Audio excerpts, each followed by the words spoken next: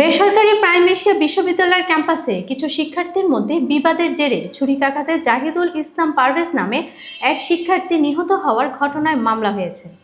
শনিবার বিকেলের ঘটনায় রাতে নিহতের মামাতো ভাই হুমায়ুন কবির বাদী হয়ে বনানী থানায় হত্যা মামলা দায়ের করেন। মামলায় প্রাইম এশিয়া ইউনিভার্সিটির শিক্ষার্থী ও বহিরাগত সহ ৮ জনের নাম উল্লেখ করা হয়েছে। এছাড়া অজ্ঞাত আরও ২০ থেকে ৩০ জনকে আসামি করা হয়েছে। পুলিশ সূত্রে জানা যায়, শনিবার বিকেলে বিশ্ববিদ্যালয়ের মূল ফটকের সামনে পারভেজ তার ২ বন্ধুর সঙ্গে সিঙ্গারা খাচ্ছিলেন। পাশে দাঁড়িয়ে থাকা ২ নারী শিক্ষার্থী ইভটিজিংয়ের অভিযোগ করেন এবং তাদের বন্ধুবান্ধবদের ডেকে আনেন।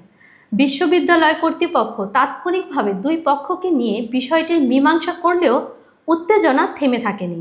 এরপর ইংরেজি বিভাগের ৩ ছাত্র মাহাথি, মেহরাব ও আবুজর গিফারি ঘটনাটিকে নতুন রূপ দিয়ে হাজারীপাড়া এলাকার কিছু বহিরাগত যুবক নিয়ে এসে পারভেজের ওপর হামলা চালায়। ছুরিকাঘাতের শিকার হয়ে পারভেজ প্রধান গেটের দিকে পালাতে গেলে আবারও আঘাতের শিকার হন। পরে তাকে উদ্ধার করে হাসপাতালে নেওয়া হলে কর্তব্যরত চিকিৎসক তাকে মৃত ঘোষণা করেন। রোববার বনানী থানার অপারেশন কর্মকর্তা একেএম মঈনুদ্দিন গণমাধ্যমকে জানান, নিহত পারভেজের ভাই হুমায়ুন কবির বাদী হয়ে মামলাটি দায়ের করেছেন। আসামিদের গ্রেপ্তারের অভিযান চলছে। তিনি বলেন, ঘটনায় জড়িত সবাই প্রাইম এশিয়া শিক্ষার্থী। আমরা তাদের শনাক্ত করেছি।